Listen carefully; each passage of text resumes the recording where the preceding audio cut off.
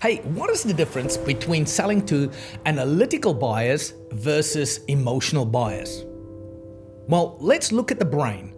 On the left-hand side of the brain, you will see the L is called the logos, which means this logic. If you say, here are 5 steps, the logos side of the brain fires up.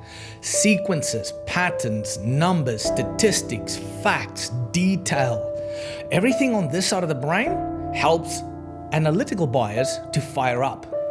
If you look on the right-hand side of the brain, which is called the Pathos, or sometimes people call it Pathos side of the brain, this is all to do with emotion, color, imagine, picture this. It's about vision, looking forward, testimonials, stories. If you tell a lot of these stories, you're going to trigger a lot of emotional buyers. Now, how do you sell to the different types of buyers? Well, let's start off with logical buyers, which is analytical buyers. This could be somebody like a CFO, an engineer, somebody who needs to be very detailed, methodical. There's a good way how you can show comparisons. Remember, these people take a lot of time to make a decision. Why? Because they want to calculate everything and they want to gather all the facts. Hey, listen, not some of the facts, all the facts.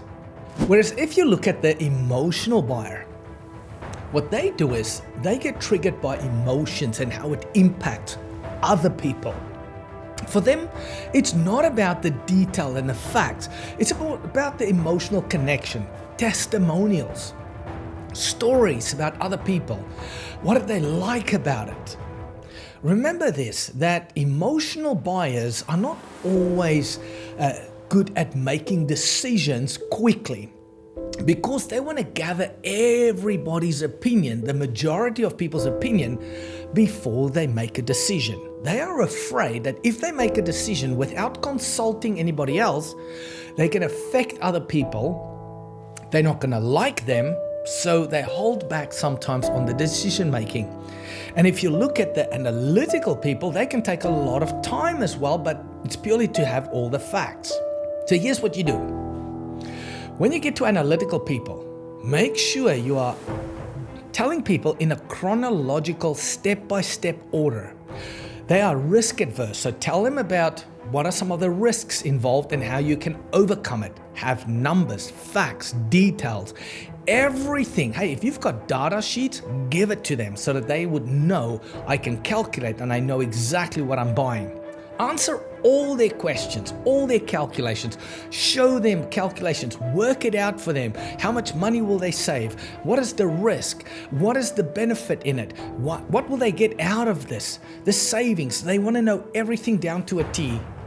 Whereas if you look at emotional buyers, what you want to do is make sure that you've got great case studies, make sure you've got testimonials, proof, pictures, colors, divide it into certain ways. The happy side, people loved it.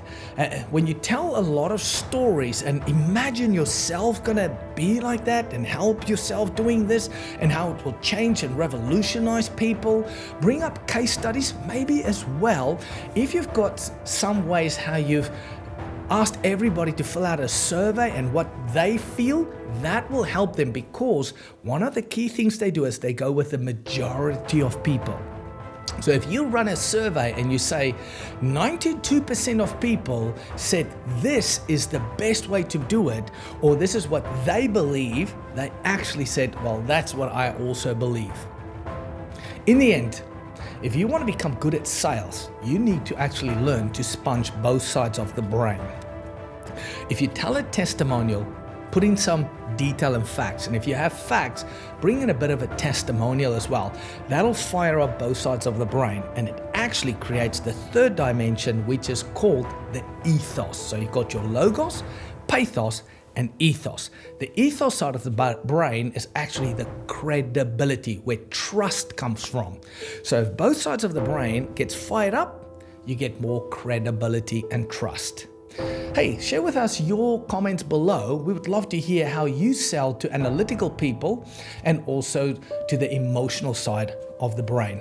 My name is Trevor Ambrose. We've got some more free content on our website at trevorambrose.com, or you can head to any one of our social media platforms.